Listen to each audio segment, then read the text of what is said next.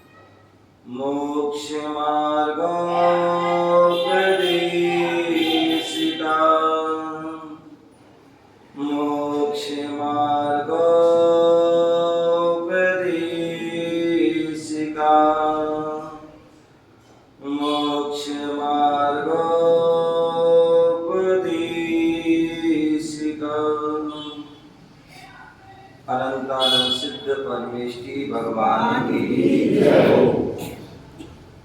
आप सभी धर्मात्मा हैं और आप सभी को पता है हम सभी अपने 24 तीर्थंकरों के भगवान के भक्त हैं और 24 तीर्थंकर भगवान सिद्ध अवस्था को प्राप्त हो चुके हैं। और जो सिद्धालय जो है वो कहाँ पर है? लोक के अभाव में ऊपर पूर्व लोक में है। और हम सभी को जाना कहाँ है? कहाँ जाना है? पूर्व लोक को जाना है ना। तो सभी के हाथ कहाँ होना चाहिए? पूर्व लोक, ठीक है ना। बोले अनंतानंद सिद्ध परमेष्टि भगवान की जय। बोले आदि प्रभु आदि ब्रह्मा आदिनाथ भगवान की जय। चिंतामणि पारसनाथ भगवान की जय। शासन नायक भगवान महावीर स्वामी की जय। परम पूज आचार्य भगवान गुरुदेव विराट सागर जी महाराज की जय। अहिंसा में विश्व धर्म की जय। तीर्थराज संवेद शिखर की जय। उपाध्याय श्री विशोक सागर जी महाराज की जय। श्री विनिघोष सागर जी महाराज की जय। प्यारे बंधु, आज पुनः भारत की राजधानी दिल्ली और दिल्ली का दिल रोहिणी, और रोहिणी में जो है धार्मिक स्थान बुद्ध विहार में बैठे हुए हैं। और बुद्ध विहार भी हम एसएस जैन सभा स्थानक में बैठे हुए हैं। आज मुझे वह 2007 की बात 8 की बात याद आ रही है। जब हम यहाँ पर आए थे और उस समय भी यहाँ स्थानक में उपदेश हुआ था और आप सभी ने बड़े मनोयोग से उसे सुना था। आज पुनः आप सभी के पवित्र विचार, पवित्र भावना का ही प्रभाव है कि आज पुनः इतने वर्षों बाद भी पुनः आज हम सभी एक साथ बैठने का हमें सौभाग्य मिला है। अभी यहाँ पर हम सुन रहे थे, अभी यहाँ पर मंगलाचरण किया और मंगलाचरण में बहुत सुंदर बात थी।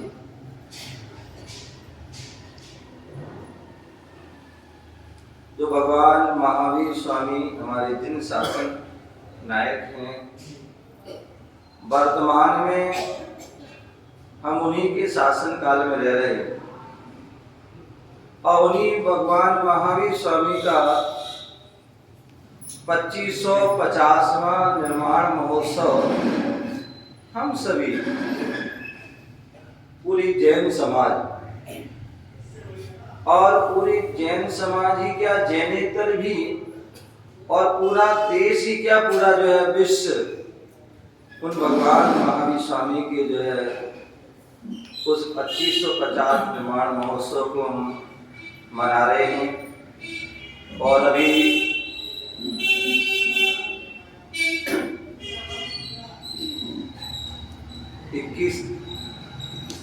21 अप्रैल को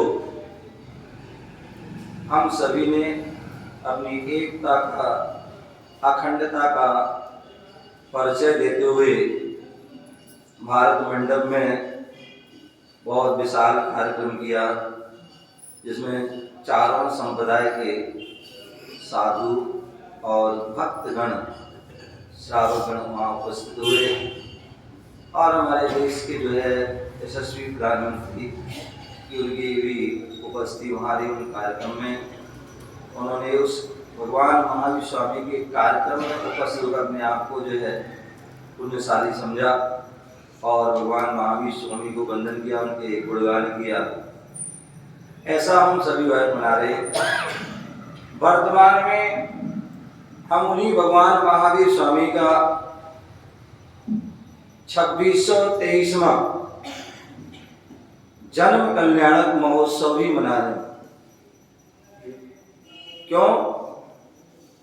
क्योंकि जब जन्म ही नहीं होगा तो हम निर्माण कैसे मना सकते हैं, निर्माण कैसे प्राप्त कर सकते हैं? तो इसलिए जन्म भी जरूरी है और निर्माण भी जरूरी है। जब जन्म होगा तभी निर्माण होगा, अगर जन्म नहीं हुआ तो निर्माण होने वाला नहीं है। तो ऐसा 2623वां निर्माण जन्म महोत्सव मनाए। बड़े सभी ने कल भी जो रथ यात्रा, शोभा यात्रा थी भगवान की, उसमें सभी ने सम्मिलित होकर के धर्म की प्रभावना में अग्रणी रहे। परसों कार्यक्रम जो भजन संध्या था उसमें भी आप सभी ने उपस्थित होकर के वह भी कार्यक्रम सफल बनाया। ये सब जो धार्मिक कार्यक्रम हैं या धार्मिक क्रियाएं की जाती हैं वो किस लिए की जाती हैं? उन सबका उद्देश्य क्या है, उसका लक्ष्य क्या है? हम साधु संतों के पास जाते हैं, उनके सानिध्य में बैठते हैं, हम अपने जो ग्रंथों को पढ़ते हैं, प्रभु को हम याद करते हैं, स्मरण करते हैं। उसका उद्देश्य क्या है? उसका केवल उद्देश्य यही है जो मंगलाचरण में अभी भी मैंने कहा। और वो क्या कहा? बोले 3 भुवन में सार बीत राग विज्ञान था। बोले हम अनादि काल से हम तीनों लोकों में, क्या अनादि काल से हम तीनों लोकों में परिभ्रमण कर रहे हैं। तीनों लोकों में परिभ्रमण कर रहे हैं। ऊर्ध्व लोक में भी हम परिभ्रमण किया, वहां पर भी हम एक बार नहीं अनेक बार हमने जन्म लिया। अधोलोक में गए, वहां पर भी हमने एक बार नहीं अनेक बार जन्म लिया। और मध्य लोक में भी, वहां पर भी मनुष्य त्रयंच अवस्था में अनेक बार जन्म लिया और उस अपनी आयु को व्यतीत किया। तो ऐसे तीनों लोकों में परिभ्रमण किया और परिभ्रमण करने के बाद हमने जाना समझा कि तीनों लोकों में यदि सारभूत वस्तु है तो क्या है? बोले ना घर, ना कुटुंब, ना परिवार, ना धन दौलत, बीवी बच्चे आदि जितनी भी जो है हमें ये सब वस्तु दिख रही है, ये सब भौतिक वस्तु है। क्या है? ये सब भौतिक जो वस्तु दिख रही है, ये शरीर भी क्या है? ये शरीर भी हमारा भौतिक है। वो तो आत्मा हमारे विराजमान थी, वो जीव संज्ञा अंतर तो। और पुद्गल का स्वभाव क्या है? पूर्ण गलन, बनना और मिटना, ये उसका स्वभाव है। इसमें स्पर्श रस गंध वर्ण पाए, ये पूर्ण स्वभाव। तो जितनी भी भौतिक चीजें हैं सब जो है क्या है? नश्वर है, नष्ट हो जाए, क्योंकि जो उत्पन्न हुआ है तो वो नष्ट। लेकिन जो आत्मा है, आत्मा जो है वह क्या है? वह शाश्वत है, शाश्वत है। ना ही उसका जो है जन्म हो रहा है और ना ही उसका मरण हो रहा है।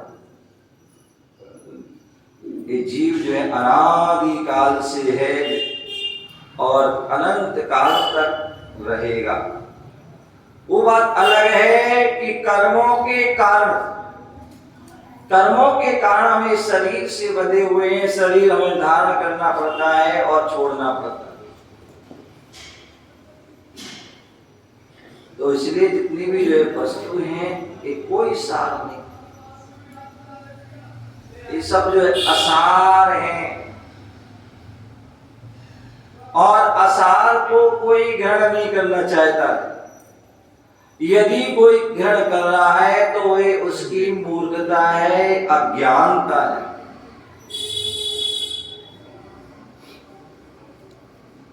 सार वस्तु को ग्रहण करना चाहिए। वो बात अलग है कि हमने जो है असार को सार समझ रखा है। क्या? हमने असार को ही सार समझ रखा है, इसलिए उसको जो है पकड़े बैठे हुए, इसलिए हम उसको छोड़ नहीं पा रहे। प्रातः काल की वेला में हम घर की सफाई करते हैं, महिलाएं भी करती हैं, पुरुष भी करते हो, सभी करते हैं। और जब सफाई करते हैं तो सफाई करते हैं, जो झाड़ू आदि लगाते हैं तो झाड़ू लगाने में कुछ सामग्री दिखाई देती है। मान लीजिए उसमें कुछ कचरा भी है और उसमें मान लीजिए कुछ जो है काम की वस्तु भी है, मान लीजिए सुई डली है। क्या?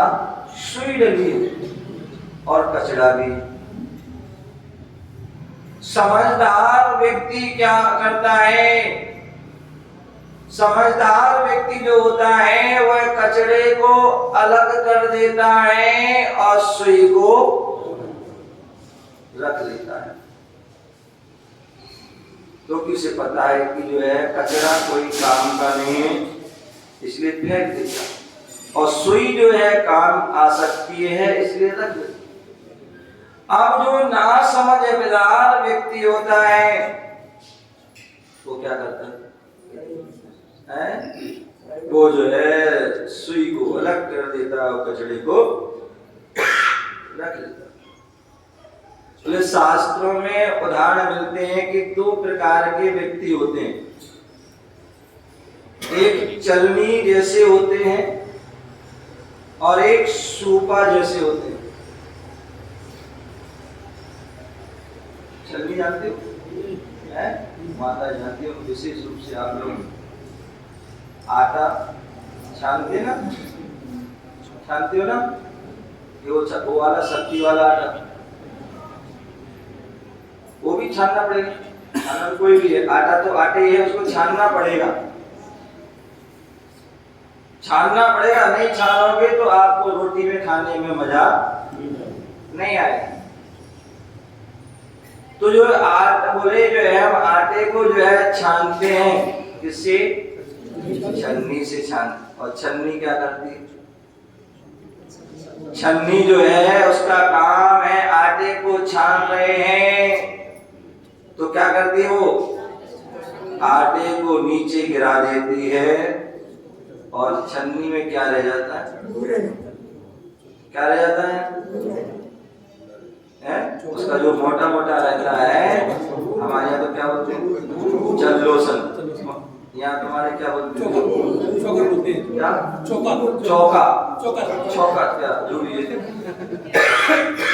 तो वो छन्नी का। अथवा आप लोग जो माता लोग जो हैं, बोले सुबह सुबह उठने के लिए उनको क्या चाहिए पड़ता है? बोलो बोलो। हाँ, बेड टी। आपको जरूरत पड़ती है क्या? आपकी जो है बेड टी की आवश्यकता होती है। बिना टी के जो है, चाय के जो है आप उठ नहीं पाते, तो चाय बनाते हैं। और जब चाय बनाते हैं तो क्या करते हैं? छन्नी से उसको, तो छन्नी में क्या रहता है? चाय रहती है। और बाकी तो जो है वो बात अलग है। आप थोड़ी समझदारी का परिचय करके नीचे बर्तन लगा लेते हैं, इसलिए वो बच जाती है, अन्यथा नीचे। और एक होता है सूपा। अभी आपके यहाँ क्या बोलते हैं? यहाँ पर छाछ। छाछ। आपके घर में है ना सबके? नहीं है, क्योंकि सब वो आता है ना, वो शक्ति भोग वाला हिसाब लेकिन फिर भी कुछ लोगों के में घर में होगा आज भी, लकड़ी का जो आता है उसको छाछ।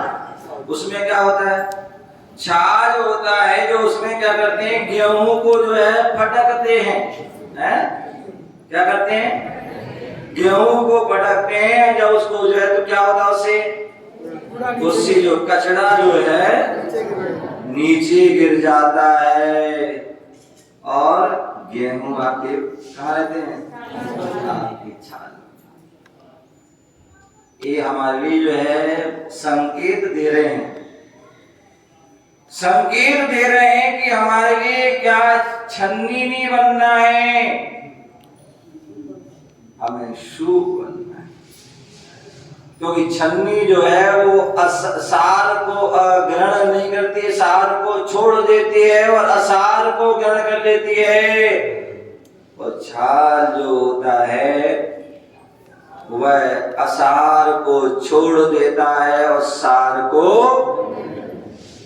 हम सभी के लिए जो छाल, तो बता रहा था तीन भुवन में सार, तीन भुवन में यदि चाहे स्वर्ग हो, चाहे वो नरक हो, चाहे वो मध्य लोक हो, तीनों लोगों में यदि ना स्वर्ग की संपदा सारभूत है, ना नरक का जो स्थान है वह कोई सारभूत है, और ना ही मध्य लोक की जो मनुष्य आदि की जो संपदा आदि वैभव है वो भी कोई सारभूत नहीं है। यदि सारभूत होता तो तीर्थंकर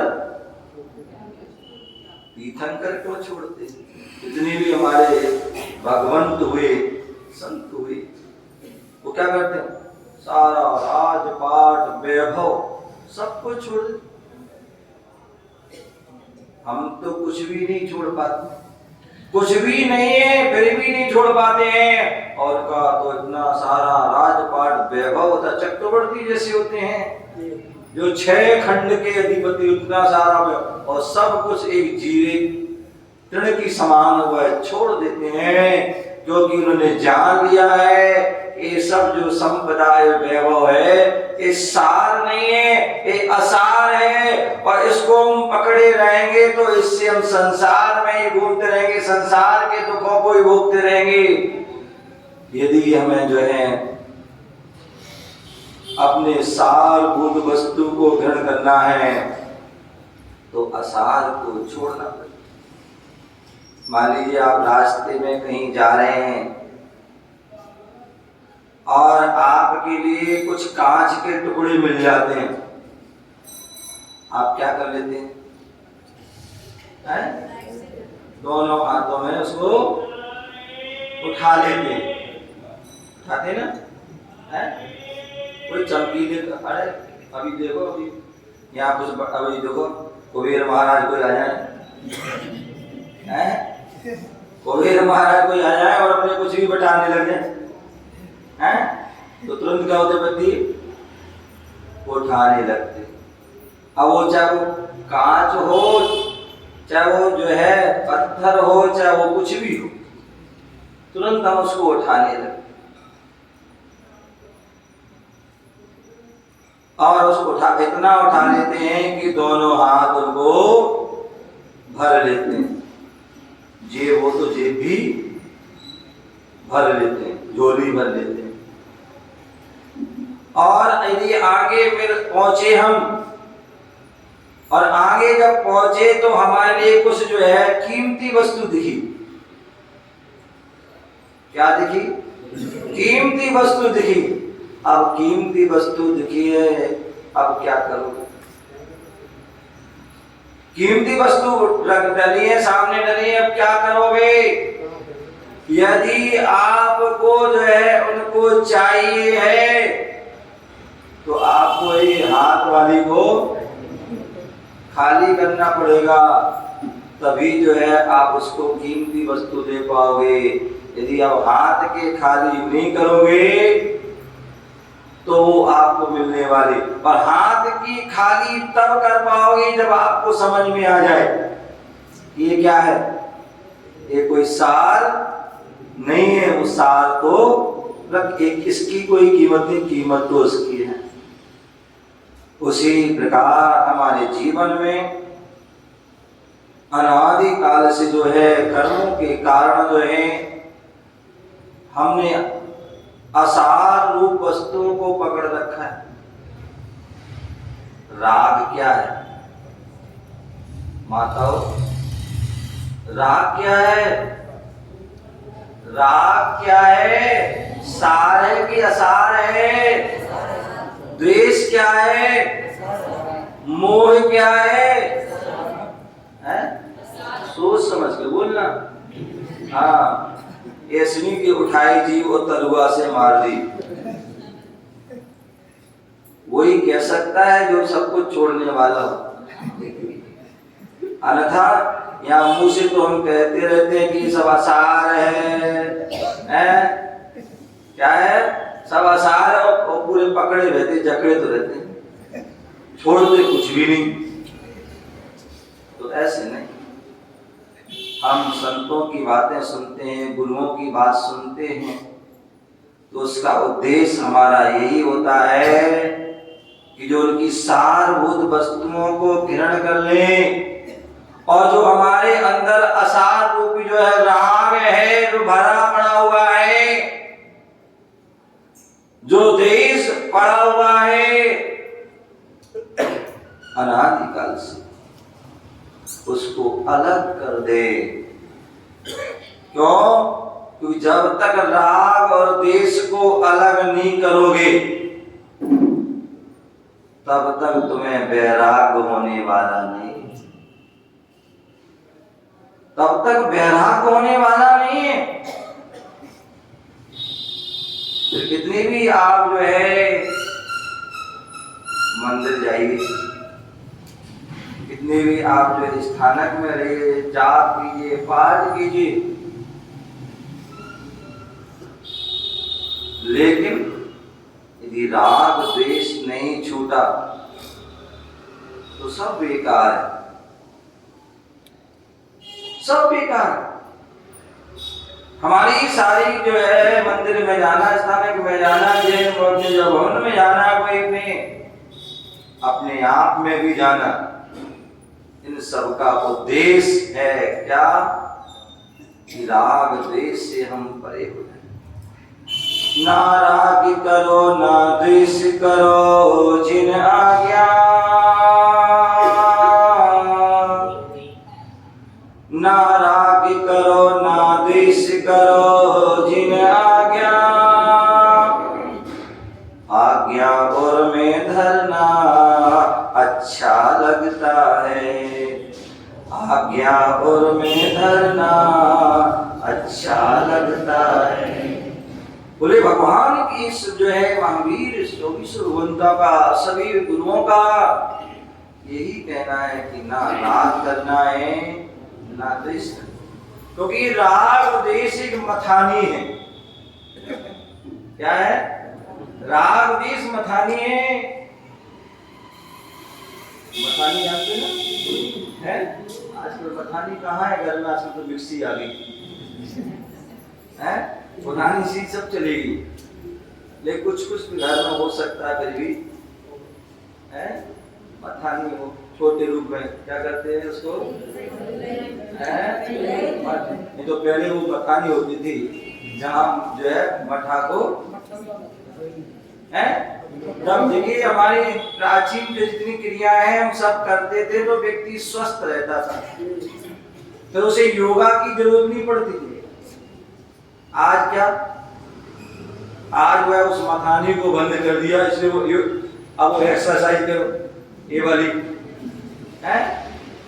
पहले जो है मूसल होता था, उससे जो है लाल आदि कूटते थे, तो उससे क्या होती अपने आप एक्सरसाइज हो जाती थी। और आज जो है वो नहीं करते तो हमें पार्क में जाकर के वो करना पड़ती है ना। तो जो हमारी प्राचीन जो क्रिया है वो सारी क्रिया हमारे जैन धर्म की वो क्रिया अपने आप में जो है साइंटिफिक क्रिया है, जिसको करने से व्यक्ति जो है धर्म की क्रिया भी हो जाती है, धर्म भी हमारा पालन हो जाता है और स्वस्थ आदि भी रहते हैं। तो कहने का तात्पर्य कि जो मथानी होती थी जो उसमें क्या होता, रस्सी होती थी, जब हम एक को ढील देते खुलती थी और दूसरे को जब टाइट करते थे तो वो बन जाती। तो कहने का तात्पर्य यदि आप राग करते हैं तो भी बनते हैं और द्वेष करते हैं तो भी बनते हैं। इसलिए भगवान की जो है आज्ञाएं, गुरुओं की आज्ञाएं कि हमें ना राग करना है और ना द्वेष करना है। और जो राग द्वेष से जो है परे हो जाता है वो सच्चा बैरागी होता है। वो सच्चा बैरागी होता है, वही बैराग के मार्ग पर जो है कदम बढ़ाता है। और जब बैराग के मार्ग पर जो है कदम बढ़ाता है तभी जो है उसे सारभूत वस्तु समझ में आती है कि सार क्या है। क्या उसे सार समझ में आता है, संसार की जितनी भी वस्तुएं हैं वो सार नहीं है। और जब सार नहीं समझ जाता है तो फिर वो अपने आप उसको छोड़ देता है, फिर उसको कहना नहीं पड़ता है, फिर वो अपने आप छूट जाती है। और जब जब हमें सार नजर आता है तो वही वस्तु जो है असार वस्तु ही हमें क्रोध, मान, माया, लोभ, ये क्या है? ये सार नहीं है, ये असार है। ये हमारा जो है स्वभाव नहीं है, ये हमारा विभाव है। और विभाव को हमेशा हमें छोड़ना पड़ता है, स्वभाव कभी छूटता नहीं।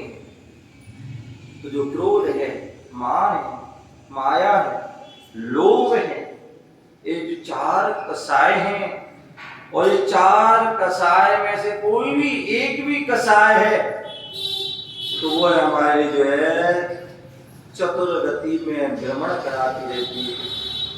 कोई नरक में ले जाती है, कोई त्रिंज में ले जाती है, कोई देवगति में ले जाती है, कोई मनुष्य गति। कहीं ना कहीं हमें जो है जाना पड़ता है। और जहां चारों कसायों से हम जो है छूट जाते हैं तो फिर हमें जो है कौन सी गति मिलती है? पंचम गति। कौन सी गति? पंचम गति, जिसे हम सिद्ध गति कहते हैं, मोक्ष गति कहते हैं, जो हमारे परमात्मा ने प्राप्त कर ली। और संत जन जो है उस गति को पाने के लिए उस मार्ग पर चल रहे हैं, अपनी उस रूप क्रिया कर रहे हैं। किसके लिए? पंचम गति। यदि हमें भी पंचम गति को प्राप्त करना है, क्या करना है? यदि पंचम गति को प्राप्त करना है तो क्या करना होगा? हमें भी क्रोध को छोड़ना होगा। क्या करना होगा? हमें भी क्रोध को छोड़ना पड़ेगा। ऐसा ना हो कि थोड़ा सा कुछ हो नहीं हो, हमारे क्रोध आ गया, उसमें भड़क जाते हैं। तो उसकी हमें क्रोध पर भी विजय प्राप्त करने के लिए साथ रहना। मान, अभिमान, अहंकार, उस पर भी विजय प्राप्त करना है। छल, कपट, मायाचारी,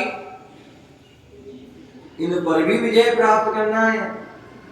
और लोभ, जो हमारा जो है लोभ की प्रवृत्ति है, कितना भी मिल जाए फिर भी हमारी संतुष्टि। आचार्य भगवान कहते हैं 3 लोक की यदि वस्तु मिल जाए, बोले 3 लोक में अनंत जीव हैं और उनकी अनंत जीवों की अनंत इच्छाएं। बोले ऐसे जो है अनंत जीव और उनकी अनंत इच्छाएं। और यदि चाहें कि हम जो है एक व्यक्ति की इच्छा को पूर्ति करना, तो क्या? बोले जो है इच्छा की खाई खूब भरी पर रिक्त रही। कितना भी उसको तुम भरना चाहो, लेकिन क्या होता है? जैसे भोजन करने बैठो ना, भोजन करने बैठे और सामान का हमने भोजन कर लिया, और भोजन करने के बाद मान लीजिए आपके थाली में कोई आ जाए, करे बोलते जो है रसगुल्ला ले लो, है तो क्या करते हैं? फैमिली क्या लेते हैं? तुरंत जो है उसको, भाई चलो ठीक है तुम कहते तो ले लेते हैं। और फिर कोई आ गया, जैसे हमने उसको रसगुल्ला खाया, फिर कोई आ गया, भैया एक बस एक बालूशाही हो ले लो, हैं? सामान्यतः भोजन हो गया था, लेकिन रसगुल्ला भी खा लिए दो, और उसके बाद फिर बालूशाही आ गई तो उसको भी 1-2 कर लिया।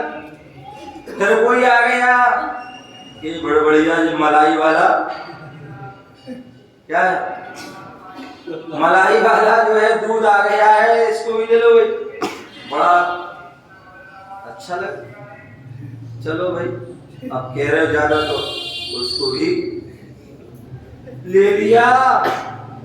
और अब तो भैया आपने पूरा हो गया। फिर कोई आ गया, बोले ये 100 इलायची आदि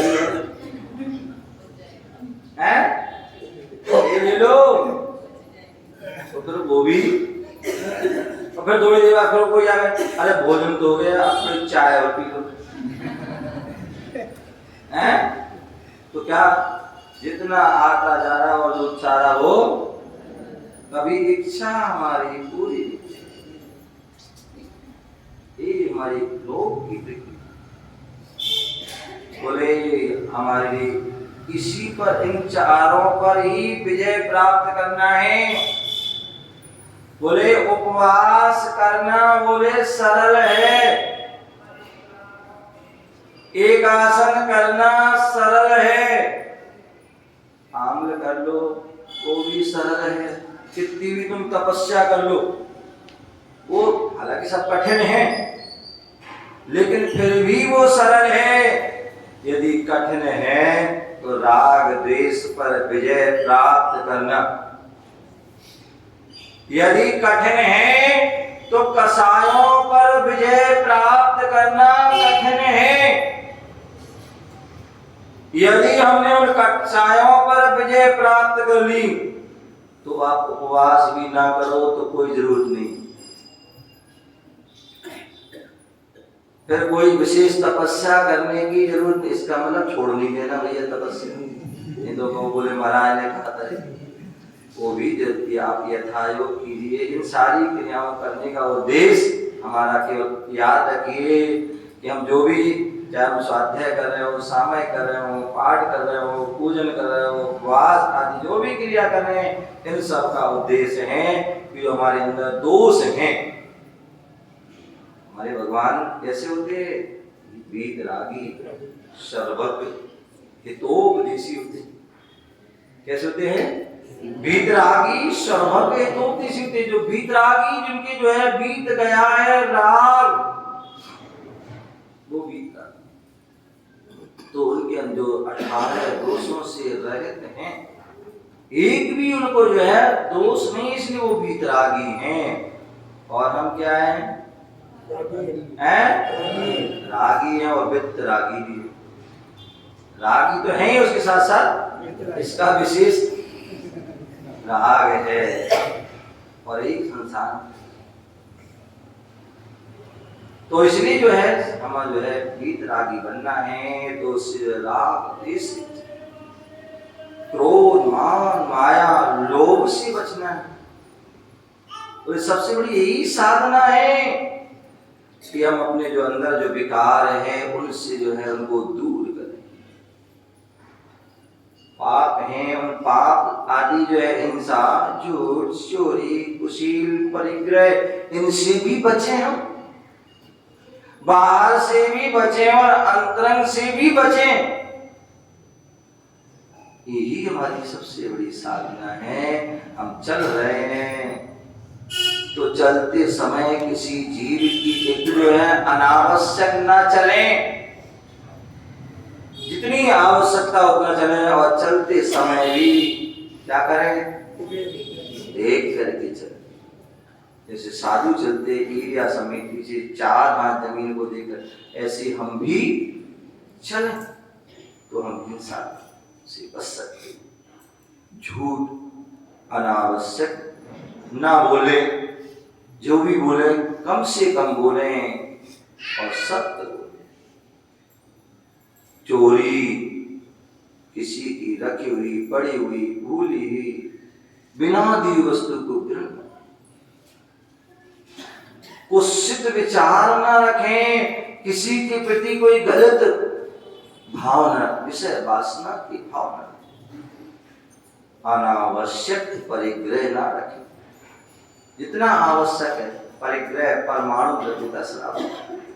तो ऐसे उन 5 पाप से हम बचें, क्योंकि पाप ही हमारे लिए हमारा पतन करने वाले, दुर्गति में ले जाने वाले हैं।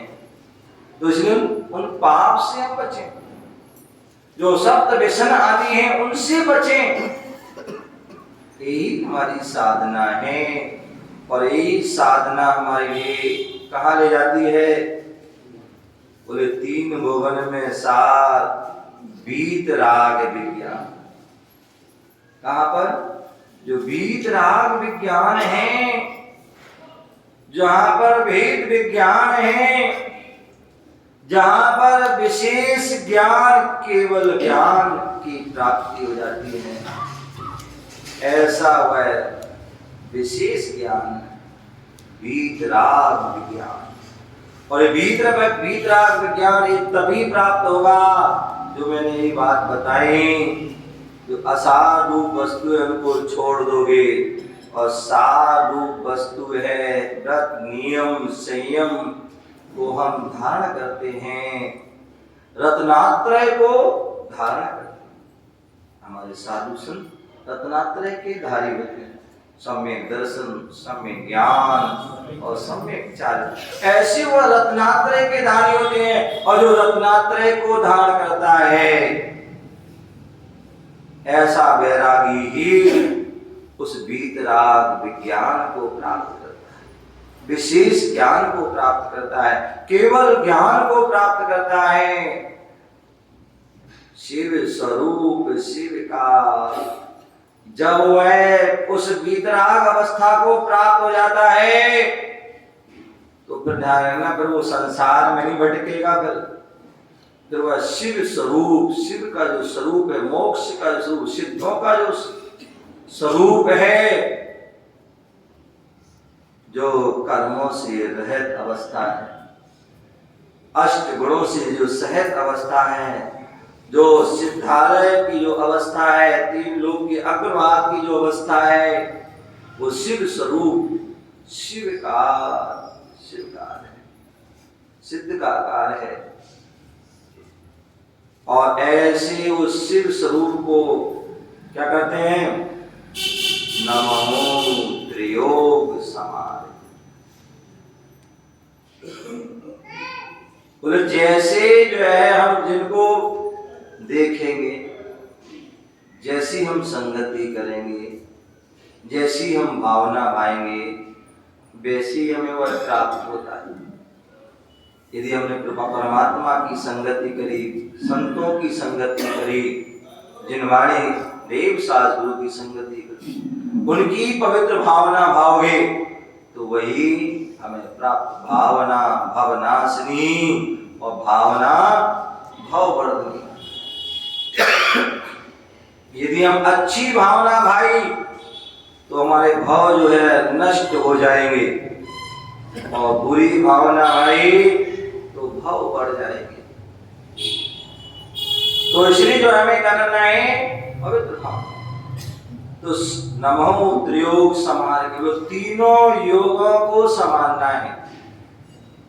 मन को भी संभालना है, वचन को भी संभालना है, काय को भी संभालना है।